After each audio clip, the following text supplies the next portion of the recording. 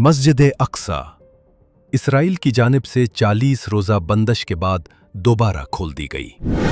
الصبح نمازیوں کی بڑی تعداد امٹ آئی۔ سینکڑوں فلسطینیوں نے نماز فجر مسجد اقصی میں ادا کی۔ مقبوضہ مشرقی یروشلم میں واقع مسجد اقصی کو آج نمازیوں کے لیے دوبارہ کھول دیا گیا، جو کہ اسرائیل کی جانب سے ایران کے خلاف مشترکہ امریکی اسرائیلی فوجی کارروائیوں کے تناظر میں گزشتہ 40 روز سے بند تھی۔ مسجد کو فجر کے وقت کھولا گیا۔ فجر کی اذان کے ساتھ ہی جب مسجد کے دروازے کھولے گئے تو بڑی تعداد میں نمازی مسجد کی جانب امٹ آئے۔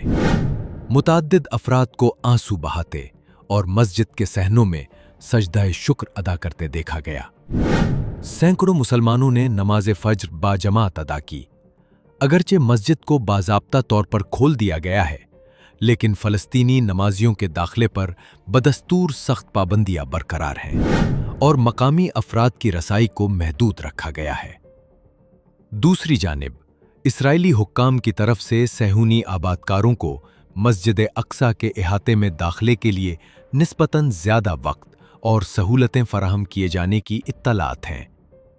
واضح رہے کہ اسرائیل نے 28 فروری کو ایران پر حملوں کے ساتھ ہی مسلمانوں کی مسجد اقصی تک رسائی مکمل طور پر بند کر دی تھی۔ اس دوران صرف مسجد کے عملے اور بیت المقدس کے اسلامی وقف کے حکام کو وہاں نماز ادا کرنے کی اجازت تھی، جبکہ دیگر فلسطینیوں کو شہر کی چھوٹی مساجد میں عبادت پر مجبور کیا گیا۔